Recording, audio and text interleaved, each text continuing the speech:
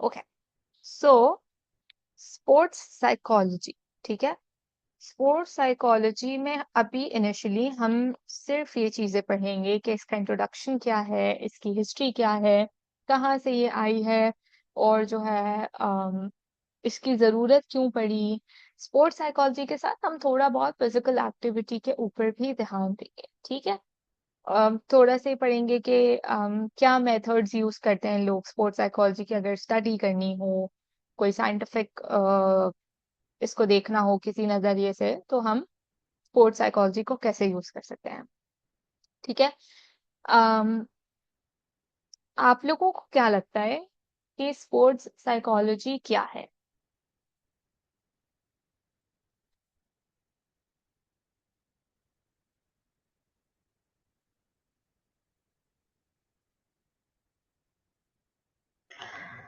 Ma'am, since sports is a field where individuals are in constant pressure, I think it's more about regulating that pressure because, a sport at the end of the day, you want to win the game. And if you hmm want to win the game, you have to be the right mindset. So sports psychologists might help the people with pressure of being in the field and that to how to achieve their goal more efficiently and with a more healthy mindset. Okay, ठीक है, that make sense, very good. बहुत अच्छा। अ, एक अच्छा conclusion, एक अच्छा point आपने cover किया है, that it completely focuses on कि हमारी परफॉर्मेंस कैसी है when we are like playing in front of a lot of people, when we are in the ground, और हम जो है ना वो क्या लाइक उस प्रेशर में किस तरह का काम कर पा रहे हैं या कैसे अपने आप को पोर्ट्रे कर पा रहे हैं, ठीक है। सो दैट इज गुड, और अपने गोल्स को ऑप्टिमल लेवल पे अचीव कर पा रहे हैं यानी। Kainat has written, it helps athletes improve their motivation, confidence, focus, and ability to handle pressure during trainings and competitions. Very nice. सही है, तो इसने बहुत सारे एस्पेक्ट कवर किए, मोटिवेशन पे भी काम करते हैं, फोकस पे भी काम करते हैं, कॉन्फिडेंस को भी देखते हैं, फिर प्रेशर को कितना वो मैनेज कर पाते हैं, और उसके बहुत सारी ट्रेनिंग्स और कॉम्पिटिशन्स भी होते हैं। Nuza, like how mind affects in their athletic performance. Very good. Sports psychology study of how mind affects sports performance and how playing sports affects your mind and feelings. ठीक है, very good. कि eventually अगर आपकी personal life में भी कुछ हो रहा हो ना, तो उसका भी क्या इम्पैक्ट पड़ रहा है, उसको डील करना भी स्पोर्ट्स साइकोलॉजिस्ट का काम है, या तो ये जज करना कि कोई प्रॉब्लम हो रहा है, ठीक है। अच्छा, अ, इसको बिल्कुल ऐसे समझो कि एक कोच या एक एथलीट जो है ना, वो पहले एक मोटिवेटर की तरह काम करता था, ठीक है। या वो क्या करने की कोशिश करता है, साइक अप करने की कोशिश करता है, ठीक है। लेकिन जो एक स्पोर्ट्स साइंटिस्ट होता है या एक स्पोर्ट्स साइकोलॉजिस्ट होता है, ये बेसिकली एक ऐसी ब्रांच है जो इस पे फोकस करती है कि आपका ब्रेन और आपका सेंट्रल नर्वस सिस्टम कैसे आपकी परफॉर्मेंस के ऊपर काम करेगा, ठीक है। ये एक स्पोर्ट्स साइंटिस्ट के हवाले से है कि ये देखता है कि स्पोर्ट्स साइकोलॉजी एक ऐसी ब्रांच है जो कि ब्रेन और सेंट्रल नर्वस सिस्टम किस तरह मिलके परफॉर्मेंस को इन्फ्लुएंस कर रहे हैं, उस पर डिपेंड करता है, ठीक है। कोच और एथलीट के लिए स्पोर्ट्स साइकोलॉजी का मतलब है कि कोई ऐसा बंदा होगा कि कोई मोटिवेटेड है, ये जो साइक अप करेगा, बिल्कुल जो है ना उनको रश करेगा और उनको बेस्ट परफॉर्मेंस की तरफ लेकर आएगा। हेल्थ साइकोलॉजिस्ट की अगर हम बात करें, हम इसे बोलें कि स्पोर्ट्स और एक्सरसाइज साइकोलॉजी के बारे में मुझे कुछ बताओ, तो हेल्थ साइकोलॉजिस्ट बोलेगा कि ये बहुत जनरल फिजिकल एक्टिविटी है, ठीक है, जो हर किसी को करनी चाहिए। अगर मैं क्लिनिकल साइकोलॉजिस्ट के पर्सपेक्टिव से बात करूं, तो वो बोलेंगे कि इसमें आप जो है ना वो थेरेप्यूटिक इंटरवेंशंस को इस्तेमाल करते हैं जो कि फिजिकल एक्टिविटी से एसोसिएट होती हैं, और आपकी इम्प्रूवमेंट आती जाती है विद टाइम, ठीक है। बट स्पोर्ट्स साइकोलॉजी की डेफिनेशन को कैसे बोलेगा कि ये एक डिवीजन है साइकोलॉजी का, सब डिवीजन है एक्चुअली साइकोलॉजी का, ठीक है। और इसके अंदर हम थ्योरीज का इस्तेमाल करते हैं, मेथड्स का इस्तेमाल करते हैं, ताकि ना सिर्फ हम फिजिकल एक्सरसाइज को समझ सकें, लेकिन हम अगर कोई competitive स्पोर्ट्स हो रहा है तो उसमें पार्टिसिपेट करके भी अपना बेस्ट परफॉर्मेंस को प्रेजेंट कर सके। ठीक है, ये सारे ही लोग अपने टारगेट के हिसाब से बिल्कुल सही बात कर रहे हैं। ठीक है, कोई भी गलत नहीं बात कर रहा। जो उनके नजरिए में है, जो उनका टारगेट है, वो बिल्कुल सही बोल रहे हैं। कोच का मेन फोकस यही है कि भाई मुझे तो बेस्ट परफॉर्मेंस लेकर आनी है, दैट्स इट। तो वो तो बोलेगा कि भाई स्पोर्ट्स साइकोलॉजिस्ट का काम है, या स्पोर्ट्स साइकोलॉजी का काम है कि मेरा जो बंदा है उसको मोटिवेट करो, मेरे प्लेयर को मोटिवेट करके लेकर आओ। ठीक है, तो ये सारे ही लोग अपनी जगह पे सही है अपनी टारगेट ऑडियंस के हिसाब से। लेकिन स्पोर्ट्स साइकोलॉजी बेसिकली देन किसके लिए है? अगर है भी तो किसके लिए है? ये उन लोगों के लिए है जो कि सिर्फ कंपेटिटिव स्पोर्ट्स नहीं लड़ते हैं। ठीक है, या फिर अगर आप लोग नीचे देखो तो लिखा हुआ है helping individuals use psychological principles and skills to achieve optimal performance and drive satisfaction through sports participation. ये सिर्फ हर हर उस पर्सन के लिए नहीं है जो कि इंटरनेशनल लेवल पे जाके हमें रिप्रेजेंट कर रहा है, पर ये उसके लिए भी है जो शायद स्टेट्स के बेसिस, लाइक स्टेट्स या प्रोविंशियल उस पे गेम्स खेल रहा है, रीजनल लेवल पे गेम्स खेल रहा है, या ये उनके लिए भी है जो कि स्कूल में स्पोर्ट्स खेलते हैं या स्कूल कॉम्पिटिशन्स में रिप्रेजेंट करते हैं, या उनके लिए भी है जो सिर्फ अपनी हेल्थ को इम्प्रूव करने के लिए फिजिकल एक्सरसाइजेस का इस्तेमाल करते हैं। ठीक है, क्योंकि ये सिर्फ इस बात पे ध्यान नहीं देता कि हमारी मेंटल कैपेबिलिटी कितनी है और हमारी खुद की मेंटली हमारी समझ कैसी है कि हम कितना अच्छा परफॉर्म कर सकते हैं। ये इस पे भी फोकस करता है कि आपके फिजिकल एट्रीब्यूट्स क्या है, आपकी फिजिकल बॉडी की कितनी एबिलिटी है कि वो फाइट कर सकता है इन अ कंपटीशन या while playing any kind of sports in any kind of scenario। ठीक है, अब जैसे कि मुझे एक बात बताओ, जब कभी भी आप लोग अगर आप कभी कोई स्टेडियम गए हैं या नहीं भी गए हैं, सही है, वहां पे कैसा सिनेरियो होता है?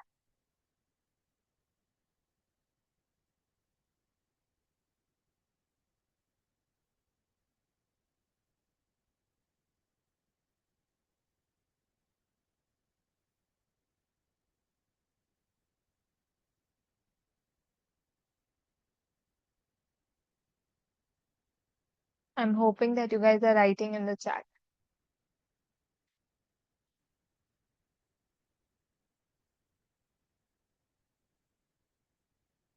हाँ, वेरी गुड। क्राउड होता है बहुत सारा, एक्साइटमेंट, देखो यहाँ एक इमोशन आया, एक्साइटमेंट होता है और इमोशंस बिल्कुल पीक पे होते हैं। नर्वस भी होते हैं डेफिनेटली। और कोई?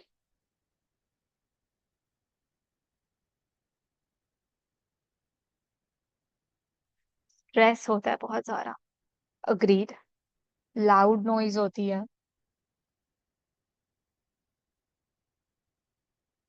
अगर पाकिस्तान और इंडिया का मैच चल रहा है, ठीक है, चाहे हम घर बैठे हैं या हम स्टेडियम में बैठे हैं, हमारी क्या फीलिंग्स होंगी उस वक्त?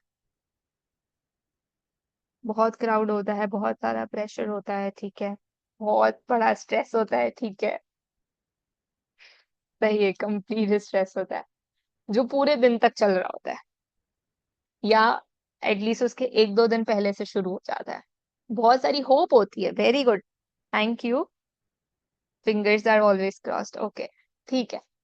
तो अब देखो, ये आपकी सिचुएशन है जब आप एक डिस्टेंस पे बैठे हुए हैं, या तो आप टीवी के थ्रू उनको देख रहे हैं, या तो फिर आप उनको जो है वो स्टेडियम में दूर कोई सीट पे बैठ के देख रहे हैं, ठीक है, बट वो एक शख्स, वो एक एथलीट या प्लेयर जो के उस जगह जाके लड़ रहा है, ठीक है, वो उस मैदान में एंटर करता है जहां पे हजारों में लोग हैं, शायद लाखों में लोग हैं, और जब वो लोगों को देख रहा है, और अगर कभी वो ऐसे देखेगा कि उसमें 80% लोग तो इंडियंस है या 90% लोग तो इंडियंस है, ठीक है, तो उनको हूट करने वाले या उनको चेयर करने वाले बहुत लिमिटेड लोग हैं। तो उस वक्त उसकी फीलिंग क्या होगी? उस पे सिर्फ ये प्रेशर नहीं है कि I have to perform good, उस पे ये भी प्रेशर है that what my country's public is gonna think about me, and then what my family is gonna say, what my coach is gonna say, what PCB is gonna say. ठीक है?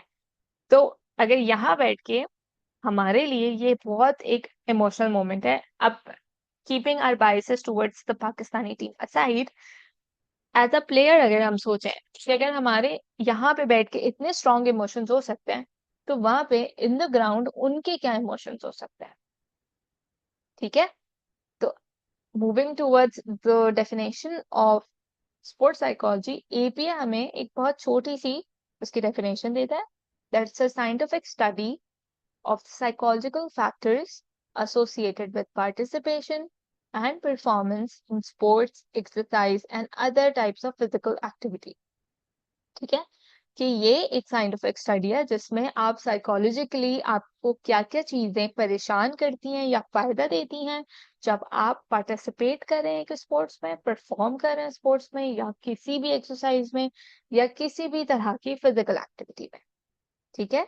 और इनका main focus क्या होता है कि ये psychological principles को इस्तेमाल करें, स्किल्स को इस्तेमाल करें और बेस्ट से बेस्ट परफॉर्मेंस को, या बेस्ट भी नहीं कह सकते बट एक अच्छी परफॉर्मेंस को, एक ऑप्टिमल परफॉर्मेंस को लेकर बाहर आए, जो कि उसके बाद उस पर्सन को और उनके बोर्ड को, and not focusing much on the board, but उस पर्सन को एक सेटिस्फैक्शन लेकर आए कि हाँ, आज जो मैंने स्पोर्ट्स में पार्टिसिपेट किया वो अच्छा था, वो बहुत रेलेवेंट था और मैंने बहुत अच्छा परफॉर्म किया। ठीक है? इनका काम ये भी होता है कि पार्टिसिपेशन उनका स्पोर्ट्स में और एक्सरसाइज में या फिजिकल एक्टिविटी में कैसे उनकी डेली लाइफ को, उनके साइकोलॉजिकल डेवलपमेंट को, वेलबींग को और उनकी ओवरऑल हेल्थ को कैसे अफेक्ट कर रहा है। ठीक है? ओवर द इयर्स पाकिस्तान ने इस चीज में बहुत इम्प्रूव किया है कि उन्होंने फिजियोथेरेपिस्ट को अपनी टीम में हायर करना स्टार्ट किया और उन्हें अपने हर ट्रिप पे साथ ले जाना भी शुरू किया। So I personally know somebody who lives very near me who is a physiotherapist, and also he is an employer, like who is an employee at PCB. तो वो he goes around, ठीक है, with the team जहां जहां उनको मदद की जरूरत होती है। बट अभी तक वो प्लेटफॉर्म साइकोलॉजिस्ट के लिए नहीं आया। वो यूजुअली आउटसोर्स करते हैं इफ नीडेड, बट वो एक अच्छे नजरिए में नहीं देखा जाता। ठीक है? और बहुत जल्दी मीडिया के सामने आ जाता है, which is apparently not a good thing. ठीक है? तो अपार्ट फ्रॉम दैट, अगर हम दूसरी टीम्स को देखें, इंटरनेशनल टीम्स को देखें, तो वहां पर हमारे पास बहुत अच्छा एक रेशो देखने को मिलता है कि they carry sports psychologist with them, क्योंकि right before they are entering into the ground उनको एक पुश की नीड होती है जो कि वो साइकोलॉजिस्ट उनको प्रोवाइड कर रहा होता है। ओके, सो अब इसकी जरूरत क्या, इतना इतनी बड़ी इसकी फील्ड बना दी, इसके अकेले अकेले प्रोफेशन हम बना रहे हैं, इसकी ऐसी क्या जरूरत है? सो ये जो छोटा सा कोट आपके सामने लिखा है, this is gonna conclude the significance of sports psychology. ठीक है? Sports are played by the body but won in the mind. कि खेल तो हम बिल्कुल आसानी से रहे हैं, और अगर हम इसको बहुत ब्रॉडर स्केल पे देखें, तो अगर एक गेम हम जीतते हैं ना, तो उसका जो नेक्स्ट पे हमारा अफेक्ट पड़ता है, दैट्स अमेजिंग। हम हमारे कल्चर में बहुत easily we are not habitual of working out या एक्सरसाइज करना हमारे यहाँ कॉमन नहीं है। बट अगर कभी हम एक दिन कर लेना, तो that makes us feel so good about ourselves, या फिर not just bodily wise but the freshness that we feel. और ऐसा लगता है कि बॉडी, अगर आप 2-3 दिन वॉक कर लें एक साथ ही, तो आपको लगेगा कि हाँ, मेरी body is feeling a bit lighter than I used to before, मेरी ब्लोटिंग कम हो गई है, मुझे थोड़ा थोड़ा बेटर लगना शुरू हो गया है। ठीक है? ये सारी चीजें जो है ना आपको मोटिवेट करती हैं, कुछ नहीं तो आपके अंदर एक फीलिंग जरूर छोड़ देती हैं that I I should like revert back to working out again. ठीक है। The mental dimension of sports performance is just as critical as physical ability. तो ऑल्दो कि हम फिजिकल चीजों पे बहुत ध्यान देते हैं, बट मेंटली भी अप टू द मार्क होना बहुत जरूरी है. Sports psychology has emerged as a vital discipline that enhances athletic performance by developing psychological skills and understanding the cognitive processes underlying peak performance. बहुत सारे एक्सपेरिमेंट्स किए गए हैं टू अंडरस्टैंड कि ऐसे कौन से प्रोसेसेस हो रहे होते हैं हमारे दिमाग में जब हम बहुत ज्यादा प्रेशर में हो या बहुत ज्यादा अमेजिंग परफॉर्मेंस भी दे रहे हो. ठीक है, ताकि ये डिजाइन कर सके कि फिर इसकी प्रैक्टिकल एप्लीकेशंस कैसे होंगी, कौन सी स्किल्स को हम यूटिलाइज कर सकते हैं और कौन सी इंटरवेंशंस को बेस्ट तरीके से यूज कर सकते हैं. इसमें हम एथलीट्स को टेक्निक्स देते हैं कि वो प्रेशर को कैसे मैनेज करें, अपना जैसे आप लोगों ने बताया फोकस को कैसे मेंटेन रखें, और रेजिलियंस के अगर मसले आए, जैसे अब हम बाबर आजम को देख रहे हैं. ठीक है, so he is facing a series of setbacks, say, for a while now. But ऐसा नहीं है that he was not a good player. He was once a really, really good player. तो ऐसे लोगों के लिए एक रेजिलियंस बिल्ड करवाना, इस स्किल को बिल्ड करवाना कि अगर सेटबैक्स हो रहे हैं as a team and as your own individual performance, तो इसको अडेप्ट करना, मैनेज करना कि that is okay, that this is gonna happen. ठीक है, and you are gonna do better from time to time. Through systematic mental training, athletes can improve concentration, regulate emotions, set effective goals, and develop pre-performance routines that optimize readiness. ठीक है, तो जब आप चाहे वो group में करो चाहे आप इंडिविजुअली करो, लेकिन आप उनको ट्रेन करते हो कि वो अपनी कंसंट्रेशन को इम्प्रूव करें, अपने इमोशंस को अपने ऊपर हावी ना होने दें. जैसे जब हम देखते हैं बहुत ज्यादा लड़ाइयाँ हो रही होती हैं football ground and cricket ground and other, like badminton में मैंने काफी दफा देखा है कि लड़ाइयाँ हो रही होती हैं. ठीक है, तो वहां पे क्योंकि वो अपने इमोशंस को रेगुलेट नहीं कर पाते, which is very important to do while you are playing sports, क्योंकि आपको बहुत कंपोज्ड होकर रहना पड़ता है. ठीक है, अपने गोल्स को इफेक्टिवली मैनेज करना, सेट करना और फिर उनको अचीव करना, कुछ ऐसे रूटीन्स बनाना जो आपको आपकी परफॉर्मेंस को बहुत अच्छा करे, आपको तैयार कर सके to go into the field. So ये और क्रिटिकल मेंटल हेल्थ इश्यूज को भी आइडेंटिफाई करता है. एंजाइटी है, बर्नआउट है, लेथार्जिक होने का फैक्टर है, या कोई और इंजरी हो गई है, या अब एज फैक्टर भी बढ़ता जा रहा है, तो अब I am not able to perform that well that I used to. तो ये सारी चीजों को भी स्पोर्ट्स साइकोलॉजी केटर करता है एक हद तक. लेकिन अगर बहुत सीरियस है, जैसे you are in deep deep grief of a family member passing away and that is affecting your performance, the sports psychologist should refer the athlete to a clinical psychologist. ठीक है, तो यहाँ पे अंडरस्टैंड करना कि मेरे काम की लिमिटेशन क्या है और मुझे कब दूसरे पर्सन को देना है. इसके अलावा मेंटल हेल्थ स्किल्स को भी इसके अंदर आप विद योर फिजिकल प्रेपरेशन एक साथ लाइक लाइन ब लाइन चलाने की कोशिश करते हैं. ठीक है, to maximise human potential. Okay, so we have less than a minute. You should join again from this. ठीक है?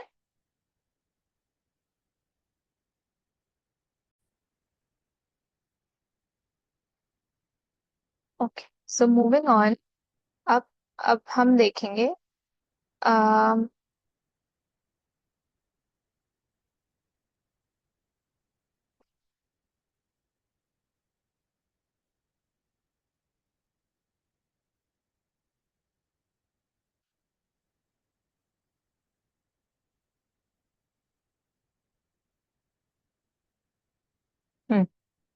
okay.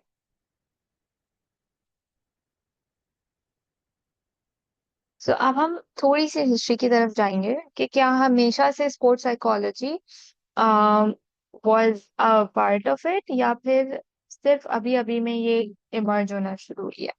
ठीक है, सो सबसे पहले बहुत शुरू शुरू में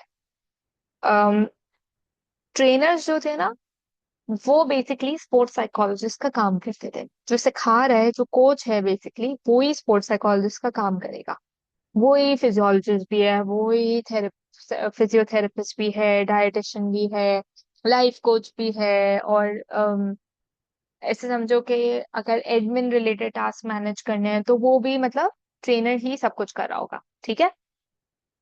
लेकिन इसके बाद क्या हुआ कि एक फिलोसफर आए थे, फिलोसफर आए थे हैरिस नाम से, जिन्होंने ये बोला कि एक काम ही करना है बस।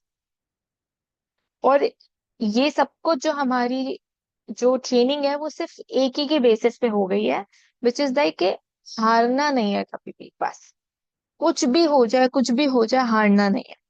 क्यों? क्योंकि उनका फोकस किस चीज पे था कि एक तो हमारा क्या क्या लॉस हो जाएगा अगर हम हार जाएंगे, लेकिन अगर हम जीतेंगे तो हमें कितना पैसा मिलेगा, कितनी रिकॉग्निशन मिलेगी।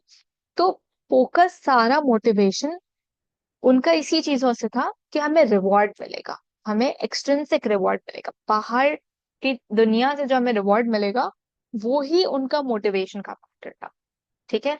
तो फोकस ये बन गया था बस हारना नहीं है, परफॉर्मेंस से कोई लेना देना नहीं। जैसे कि आज हमारी जो सोसाइटी है, जब वो पाकिस्तान को क्रिकेट खेलते हुए देखती है तो बोलती है बस जीत जाओ, बाकी कोई चीज से लेना देना नहीं। चाहे तुमने 100 रन ही क्यों ना बनाए हो, और तुम 100 रन से क्यों ना जीते हो, तुम बस जीत जाओ। बट बेटर परफॉर्म करना, ज्यादा रन से जीतना, ऑल आउट कर देना, दैट डज नॉट मैटर, ठीक है। उससे अब हमें कोई लेना देना नहीं है, हमारा मोटिवेशन है जस्ट कि जीत जाओ ताकि इज्जत बनी रहे। So that's an extrinsic reward. लेकिन इस वजह से ये होता क्या है? इस वजह से ये होता है कि कोई रिस्क ही नहीं ले रहे हम, जितना हमसे बेयर मिनिमम हो पा रहा है हम उतना काम कर लेते हैं। और हमारे कोई भी ऐसे गेम्स नहीं होते, कोई भी स्पोर्ट्स के, जो ड्रॉ में रिजल्ट करते हो, because draw is still better than losing. तो ड्रॉ हो या हम जीते, बट हमारा इज लाइक बस जीत जाना है कैसे भी करके। हमारा मोटिवेशन, या पुराने जमाने में भी मोटिवेशन पहले एक यही हो गया था, लेकिन इसके हम एक खराब साइड भी देख रहे होते हैं, ठीक है। सो स्पर्टन बेसिकली एक, कुछ स्टेट्स को कहा जाता था मेडिटेरेनियन टाइम्स में, जहां पर ये किया जाता था कि जो 7 साल के लड़के होते थे उनको वो हिल्स पे भेज देते थे, ठीक है, फॉर सर्वाइवल, चेक करने के लिए, मिनिमल रिसोर्सेस के साथ है। और जब 20 इयर्स तक वो हो जाते थे तो उन्हें आर्मी में डाला जाता था, ताकि उनको सारे अनमैनली डिस्ट्रैक्शन से दूर रखा जा सके। अनमैनली डिस्ट्रैक्शंस का मतलब है कि वाइफ, किड्स और रिलेशनशिप्स, रोमांटिक रिलेशनशिप्स और फ्रेंडशिप्स, इन सब से दूर रखा जा सके, ठीक है। ये इवॉल्व होना शुरू हुआ कि पहले मतलब किस तरह से परसीव किया जाता था स्पोर्ट्स को, और स्पोर्ट्स की साइकोलॉजी को, ट्रेनर्स को कंप्लीटली हम ले लेते थे कि हम बस यही लोग हैं जो हैं, और ना ये सब कुछ करेंगे। देन उन्होंने समझना शुरू किया कि मोटिवेशन तो सिर्फ एक्सट्रिंसिक रिवॉर्ड्स की वजह से हो गई है। फिर उन्होंने बताया कि भाई इसका एक खराब साइड भी ये था कि हमारे पास इस तरह के मेडिटेरेनियन लोग भी थे जो कि ये चीजें कर रहे थे, ठीक है। लेकिन उसके बाद जो है ना, थोड़ा सा टाइम में चेंज आना शुरू हुआ। थोड़ा सा हमारे पास जो है वो स्पोर्ट्स साइकोलॉजिस्ट की रिकॉग्निशन स्टार्ट होना शुरू हुई, और उनको उनके नाम से, उनको उनके टाइटल से बुलाना शुरू किया, ठीक है। सो ग्रीक के टाइम पर क्या हो रहा था, ancient Greek athletes preparing for the Olympic games understood that mental readiness was inseparable from physical conditioning. तो अब यहाँ इन्होंने समझना शुरू किया कि ओलंपिक्स के टाइम पे कि फिजिकल एबिलिटी ही सिर्फ मेन नहीं है, जितना रेडीनेस होगी, मेंटल रेडीनेस होगी उसके साथ में, तो वो बहुत अच्छी परफॉर्मेंस निकल के आ सकती है। तो फिर उन्होंने एक सिस्टम बनाया, टैक्टर सिस्टम करके, जहाँ पे प्रेपरेशन, कंसंट्रेशन, मॉडरेशन और रिलैक्सेशन, इन चारों चीजों को नजर में रखा गया, और बोला कि ये हमारे मेन प्रिंसिपल्स हैं या बेसिक्स हैं, फाउंडेशंस हैं, जिनकी बेसिस पे हम ट्रेनिंग बनाएंगे, आगे की अपनी ट्रेनिंग बनाएंगे जिसके हिसाब से हमें एथलीट्स को ट्रेन करना है। तो उनको बहुत अलग अलग चीजों में इन्वॉल्व किया, विजुअलाइजेशन टेक्निक्स में इन्वॉल्व किया, मोटिवेशनल रोज, जैसे कि रोज एफर्मेशंस बोलना, तो ये एक रिचुअल बन गया। रोज सुबह उठ के एफर्मेशन बोलो, भागते हुए एफर्मेशंस बोलो। और फिलोसफिकल ट्रेनिंग भी दी कि समझो कि आपकी बॉडी क्या है, आपका माइंड क्या है, वो इस दुनिया में कैसे एग्जिस्ट करता है। ठीक है। और कि एक आप अपना बेस्ट पॉसिबल सेल्फ, अपनी एक्सेलेंस या अपना कैरेक्टर कैसे रिप्रेजेंट कर सकते हो। तो उनकी सिर्फ ये नहीं कि मैं स्पोर्ट्स में कितना बेस्ट कर सकते हो, बट पूरी बॉडी की, पूरी माइंड की डेवलपमेंट पर फोकस करने की कोशिश की गई। एक हमारे पास बंदा था जिसकी केस स्टडी आई होप मैंने बाद में साइट्स में डाली हो। That guy is basically triplet. ठीक है, वो एक साइकिलिस्ट था। उसने जो है वो डेटा लेना शुरू किया एक्चुअल रेस टाइम्स का, यानी कि लोग रेसिंग जब कर रहे हैं दूसरों के अगेंस्ट, तो उसके टाइमिंग क्या बन रहा है। ठीक है, एक डेटा उसने ये लिया। दूसरा डेटा उसने ले लिया कि पेस ट्रेसिंग हमारी कितनी हो रही है टाइम के अगेंस्ट, यानी कि मैं टाइम के साथ साथ कितनी अपनी रेसिंग को इम्प्रूव कर पा रही हूँ, इसमें दूसरों का कोई लेना देना नहीं। ठीक है। और तीसरा उसने बोला कि अनपेस्ड रेसिंग, मतलब आराम से किसी भी के साथ कंपटीशन के बगैर मैं कैसी रेसिंग हम कर पा रहे हैं। ठीक है। कंक्लूजन ये निकला कि अनपेस्ड रेसर्स जो थे ना वो सबसे ज्यादा स्लो थे। क्यों? क्योंकि उनके पास कोई कंपटीशन नहीं था, तो उनको किसी चीज के अगेंस्ट लड़ने की जरूरत ही नहीं पड़ रही थी। तो उसने फिर ये कंक्लूड किया कि या तो हम बहुत अमेजिंग करेंगे जब हमारे पास अच्छा कंपटीशन होगा, या कॉम्पिटिटर्स होंगे, तो हम बहुत अमेजिंग परफॉर्म कर सकते हैं, या हम बहुत ही वर्स्ट परफॉर्म करते हैं क्योंकि हमारे पास कोई मोटिवेशन।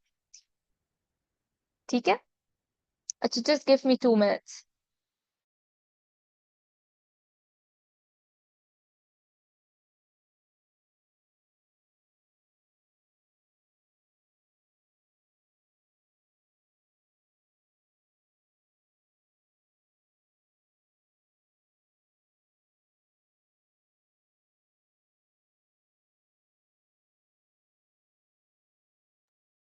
ओके, सो ईस्टर्न ट्रेडिशंस जो हैं आपके पास, जैसे आप हमेशा देखेंगे मार्शल आर्ट्स की, अगर आपने कभी कोई मूवीज देखी हो चाइनीज मार्शल आर्ट्स की, या अगर आप इंडियन योगा पे भी, ये सब कॉन्टिनेंट पे बेसिकली, या योगा पे अगर आप फोकस करो, या आप हिंदुइज्म में योगा को समझने की कोशिश करो, मेडिटेशन को समझने की कोशिश करो, तो वहां पे मेन फोकस जो है सबसे पहले होता है to build resilience and focus towards your training.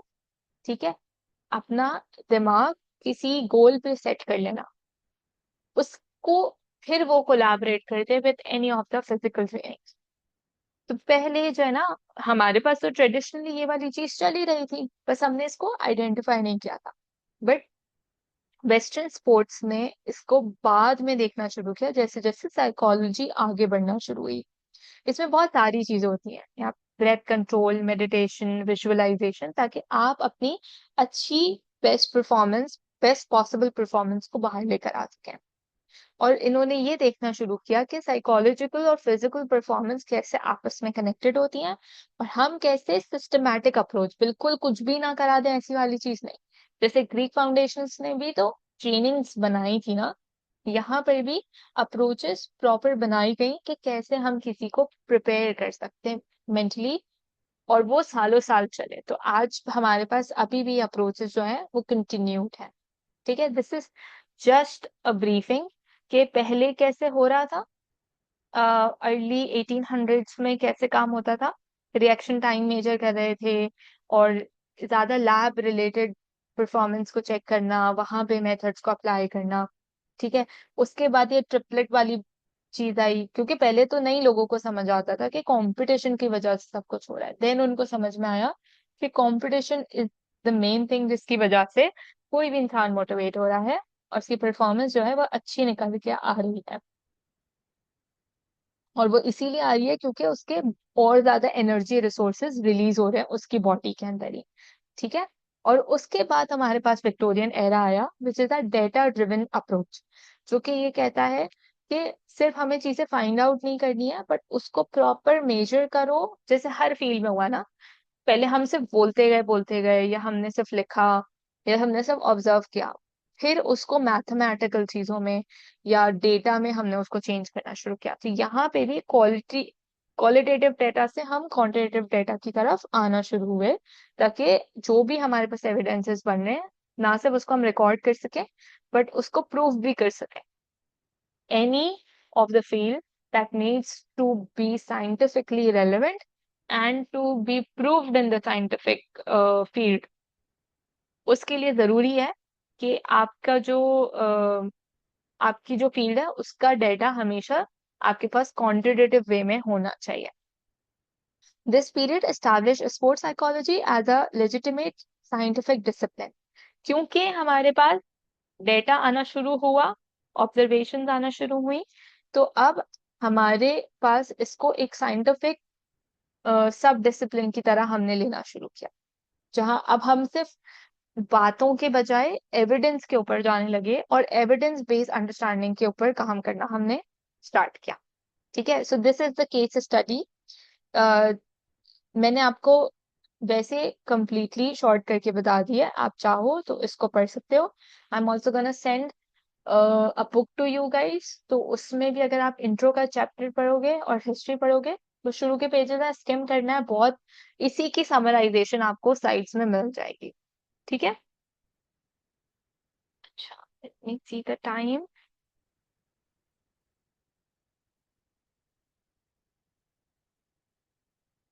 Okay, are you guys okay, और डू यू गाइस, हमारे पास क्योंकि अभी ज्यादा बचा नहीं है, so do you guys want a 10 minute break, or maybe 5 to 7 minutes? No, ma'am. No, ma'am. So do you guys want me to wind up early, अगर जल्दी खत्म हो Yes, तो? ठीक है, सही है, चलो ऐसे कर देंगे। ठीक है, okay, let me share again.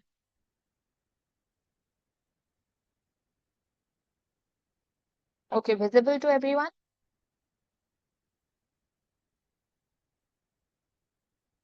yes, ma'am. ठीक है, थैंक यू। ओके, सो अब मूव करते हैं कि ग्रोथ आना कब शुरू हुई, सही है, हिस्ट्री के अंदर। सो बेसिकली 1920s में, 1930s में फाउंडेशन बनना शुरू हुई। जैसे आपने साइकोलॉजी में भी पढ़ा होगा कि विलियम वुड ने एक बेसिक्स रखी, पूरी साइकोलॉजी की लैब वैब बनाई, और जो है ना, नाउ उसको फिर फादर बोला गया। इसी तरह से यहाँ पर है डॉक्टर कोलमैन ग्रिफिथ, जिन्होंने पहली लैब बनाई थी साइकोलॉजी की, स्पोर्ट्स साइकोलॉजी की, इसीलिए उनको father of American sports psychology बोला गया। ठीक है, फिर उन्होंने ही बहुत सारी रिसर्चेस भी पब्लिश करना शुरू की, और उन्होंने ही एथलीट्स के साथ में डायरेक्टली काम भी करना शुरू किया।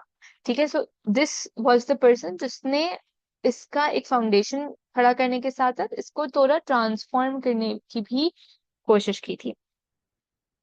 फिर इवेंचुअली ना, इन 1986 एपीए ने भी रिकॉग्नाइज करना शुरू किया, और एपीए ने इसको एक पूरा अलग डिवीजन दिया स्पोर्ट्स साइकोलॉजी को। जैसे एपीए का अगर आप एक मैनुअल खोलो, तो उसमें हर सब फील्ड ऑफ साइकोलॉजी का एक डिवीजन बना हुआ है।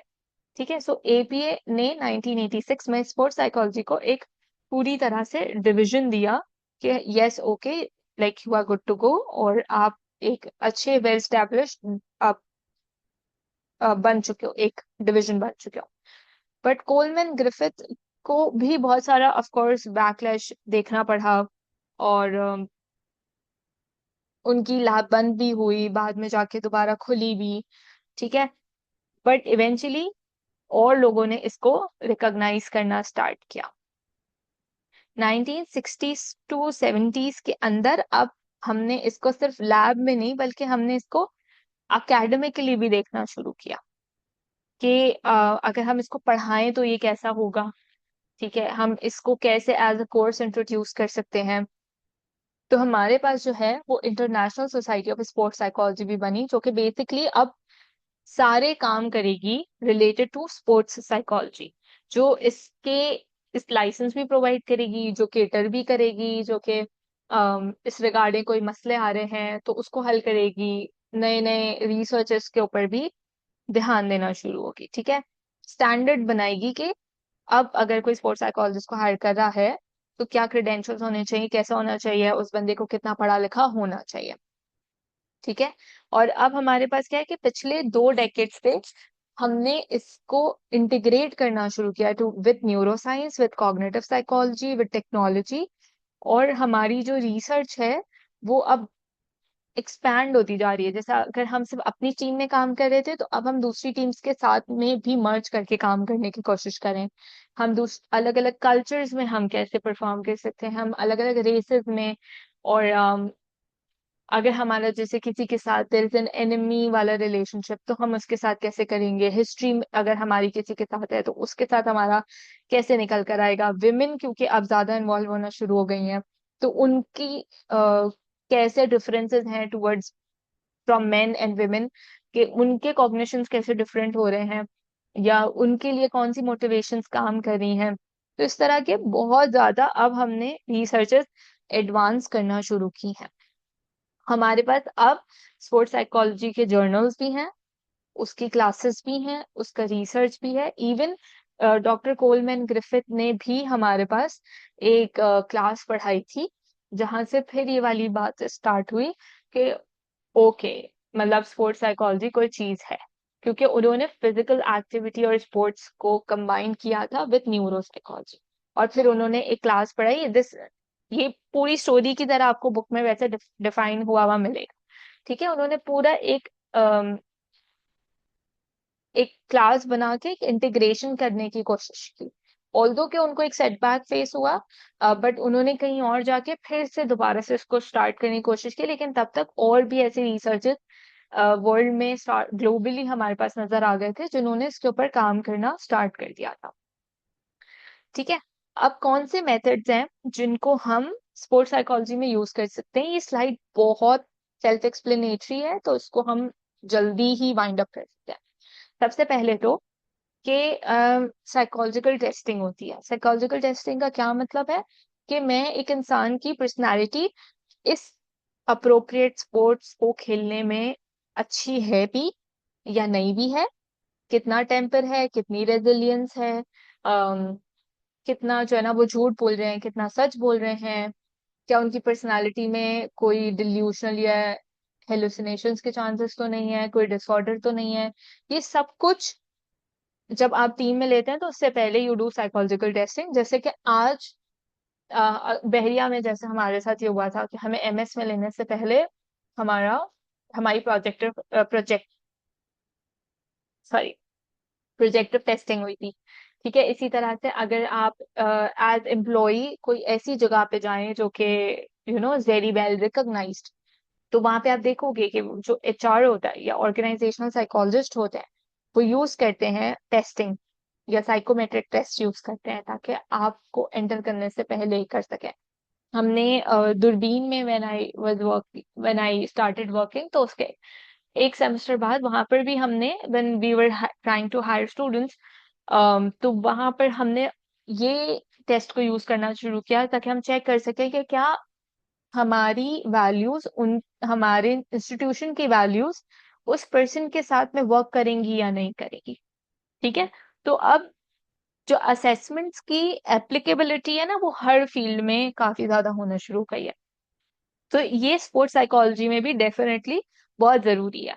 वहां पे आप चेक करते हैं कि किसी का एप्टीट्यूड कितना है, कितना वो अचीव कर सकते हैं। उनको एकेडमिक्स देखना जरूरी नहीं है, ठीक है, but aptitude something like what level of excellence can you achieve, आपकी कॉग्निटिव एबिलिटी क्या है, कितना फोकस आप कर सकते हो। और इसके बहुत सारे एक्सपेरिमेंट्स हैं जो कि हम साइकोलॉजी में पढ़ते हैं, जो कि आप बहुत रिलायबली अप्लाई हो सकते हैं अगर आपको उसको यूज करना हो तो।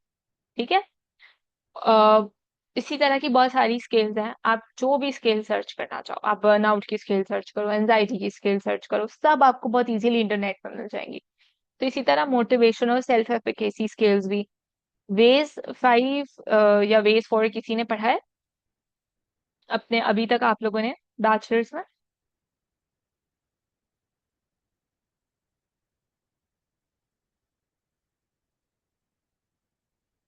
Okay, so WAIS is basically a testing intelligence test, ठीक है, अडल्ट के लिए। और ये बहुत ही एक्सटेंसिव टेस्ट होता है, और ये बहुत सारी चीजें, जैसे कि आपके स्पीड, प्रोसेसिंग स्पीड देखेगा, आपकी परफॉर्मेंस देखेगा, बहुत अलग अलग सब सब टेस्ट के थ्रू आपकी मेंटल एबिलिटी देखेगा। ठीक है, बहुत सारी चीजें वो आपकी मेजर करता है। और चार मेन चीजें मेजर करने के साथ साथ कुछ सब चीजें भी मेजर करता है, यानी उसी के अंदर आपकी विजुअल मोटर स्किल्स को मेजर करेगा। तो ये चीजें अम, अगर स्पोर्ट्स साइकोलॉजिस्ट यूज करते हैं तो वो बहुत एप्लीकेबल है कि भाई मेरी hand and like hand motor movement क्या है, ठीक है, क्या मैं सही टाइम पे डिटेक्ट कर सकती हूँ कि मेरे पास जो स्टिमुलस आ रहा है और मैं उसको सही टाइम पे रिस्पॉन्ड कर सकती हूँ। ये सब मुझे टेस्टिंग के थ्रू पता चल सकता है। Second is mental skills training. तो ये सारी जो आप देख रहे हो कि अफर्मेशंस देना, यानी positive self talk, cognitive restructuring जो कि सीबीटी की एक टेक्निक है, जहाँ पे आप थॉट्स को रीस्ट्रक्चर या रीफ्रेम करने की कोशिश करते हैं। फिर गोल सेटिंग है, इमेजरी है, गाइडेड इमेजरी जैसे यूज की जाती है, विजुअलाइजेशन, मेडिटेशन यूज की जाती है, रिलैक्सेशन या arousal regulation, pre performance routine, ये सारी चीजों की ट्रेनिंग आप उनको प्रोवाइड करते हैं और प्रैक्टिस कराते हैं ताकि टाइम आने पर वो उसको यूज कर सकें। जैसे मैं हमेशा अपने क्लाइंट्स को कहती हूँ कि डीप ब्रीदिंग सिर्फ प्रॉब्लम में करना या पैनिक अटैक के टाइम पे करना इज नॉट एनफ, बिकॉज वो तब बिल्कुल असर नहीं करेगी। Your mind needs to be trained. उसको इतना ट्रेनिंग बनाने के लिए आपको शुरू से उसकी प्रैक्टिस करनी होती है। इट्स जस्ट लाइक एग्जाम से एक रात पहले मैं अपने माइंड को नहीं बोल सकती कि वो सब याद रखे, तो मुझे उसको ट्रेन करना पड़ता है। इसीलिए हम क्लासेस लेते हैं ना, वरना क्लासेस का कॉन्सेप्ट नहीं होता, सीधा आपको बुक दे देते कहते कि आप कर लो। बट क्लासेस लेने का मतलब है कि आपका माइंड थोड़ा थोड़ा करके ट्रेन होता है ताकि वो इवेंचुअली एग्जाम के लिए तैयार हो सके, और तब आपकी सारी इंफॉर्मेशन एग्जाम के टाइम पर आपके लिए काम आ सके। ठीक है, तो इसी तरह से कोई भी टेक्निक बिना ट्रेनिंग के आपके लिए सक्सेसफुल नहीं होती, इसीलिए इसकी कंटिन्यूस प्रैक्टिस आपको स्पोर्ट्स साइकोलॉजिस्ट हमेशा करवाता है। And then counselling and therapy. तो एक हद तक जैसे एंजाइटी मैनेजमेंट है या बर्नआउट को मैनेज करना है, मेंटल हेल्थ सपोर्ट देना है, लाइफ ट्रांजिशन काउंसलिंग, ये सारी चीजें वो आपको प्रोवाइड करते हैं until unless there is a severe issue. जैसे sports psychologist is not train to manage hallucination, sports psychologist is not trained to manage maybe, जैसे अभी हमने डिस्कस किया, ग्रीफ रिलेटेड इश्यूज, ये सब करने में वो इतना ट्रेन नहीं होता है, तो फिर वो आपको रेफरल देते हैं। Fourth is observational method. तो उनका काम ये नहीं है कि अच्छा मेरा बंदा मैंने ट्रेन कर दिया, अब वो फील्ड में चला गया, जब वो फील्ड में चला गया तो अब मैं फारिग, अब मुझे कोई काम नहीं, अब I can like use my phone and scroll. ऐसे नहीं है। तब उसकी क्या परफॉर्मेंस है, उसने कब कितना स्कोर किया, उसकी बॉडी लैंग्वेज क्या थी, वो सब नोटिस करना भी उसका काम। फिर सिर्फ प्री परफॉर्मेंस इंटरव्यू नहीं लेना, पोस्ट परफॉर्मेंस इंटरव्यू भी लेना, और इंटरव्यू हायरिंग के टाइम पे भी लेना, जाते हुए भी लेना।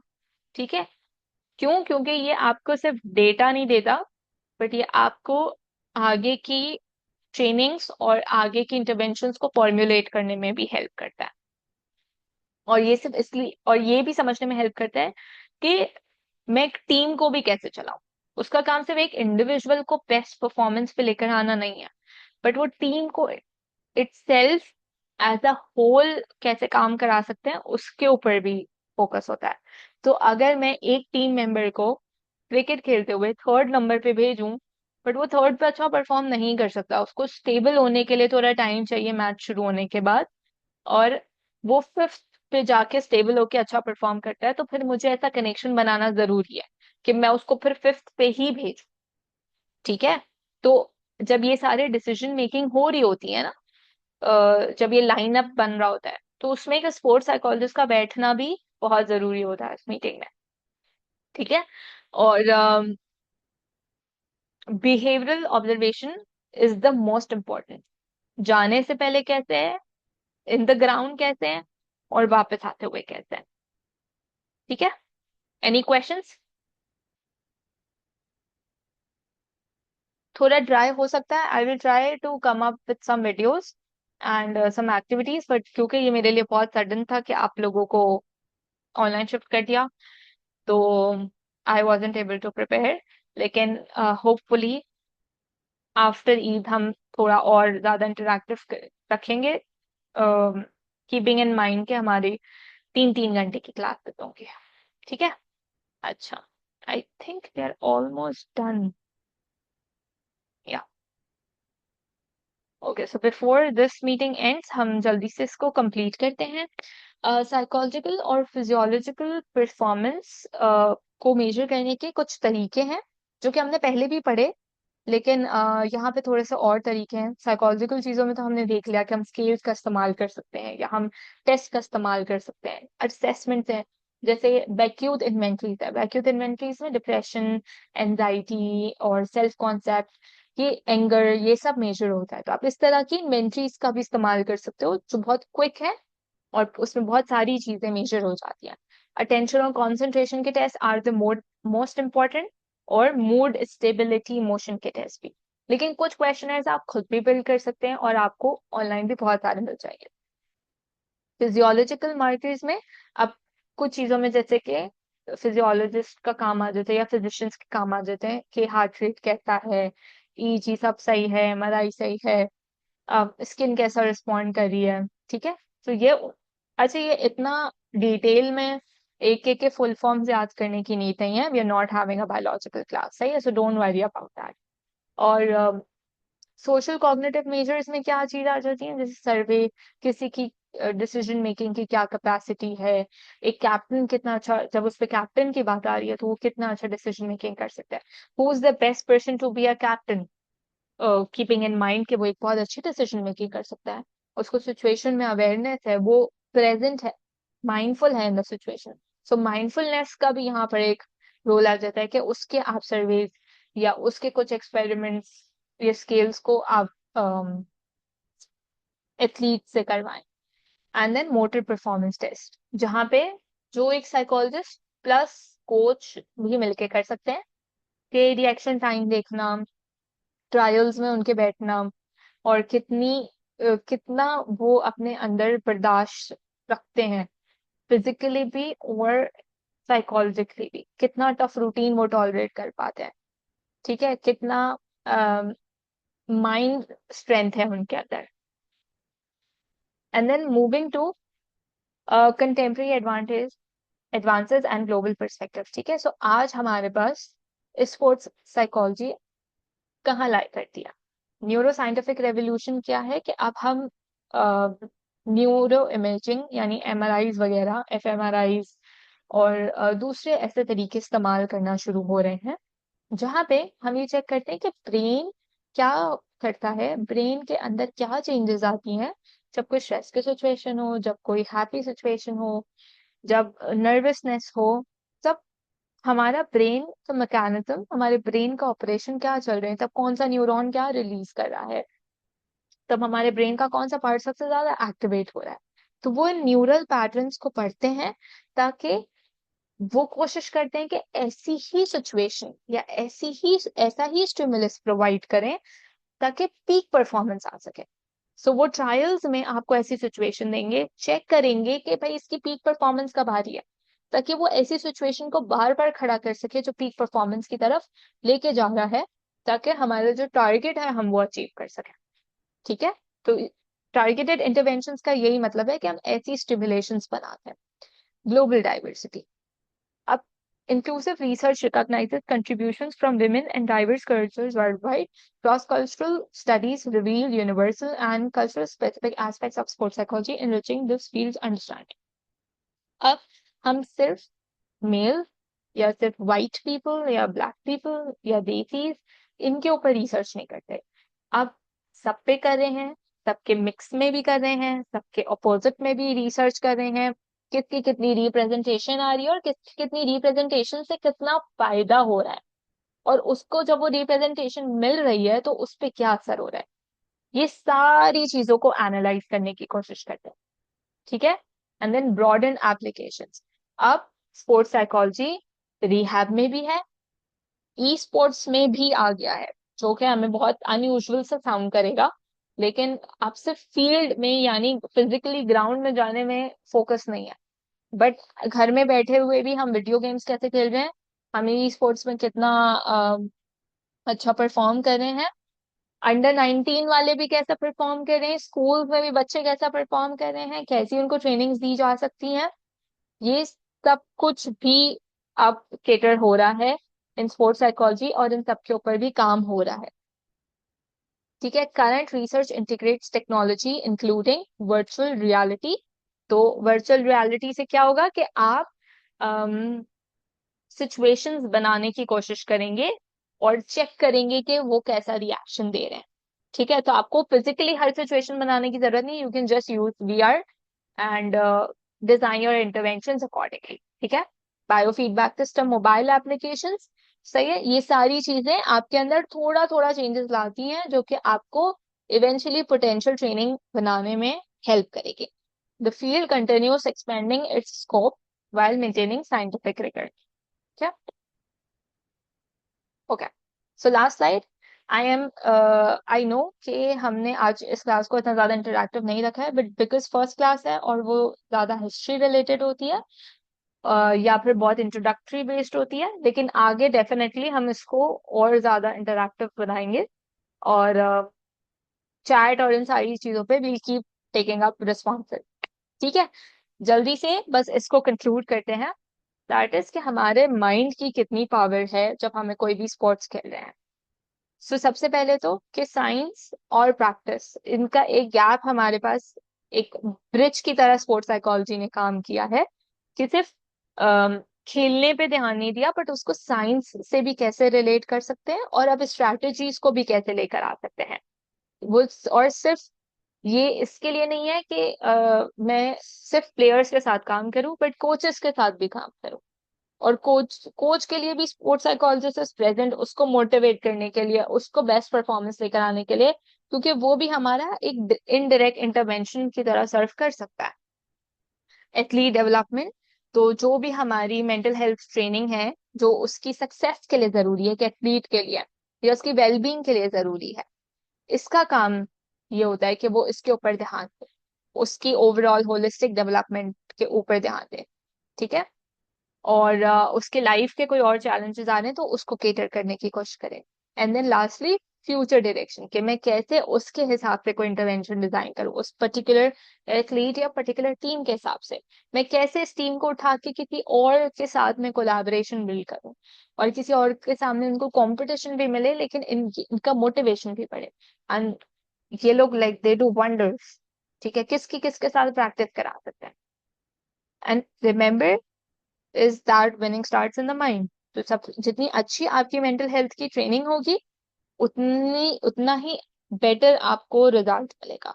सो सिर्फ फिजिकल चीजों पे ध्यान देने की बजाय अगर हम दोनों का इंटीग्रेशन लेके चलेंगे, so that would yield amazing results in the future ahead.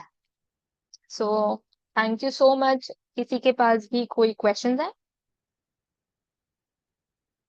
आज हमारी एलएमएस पे क्लास इसलिए नहीं हो सकी because my LMS hasn't been activated yet, but hopefully वो हो जाएगा, तो हमारी जो अगली क्लास होगी फिर वो एलएमएस पे ही होगी। अच्छा, अगर आपको टीचिंग रिलेटेड कोई फीडबैक हो, I am completely open to it, I won't be offended, बस जस्ट आज की क्लास के ऊपर बेस नहीं करना, एक और क्लास देखना पहले।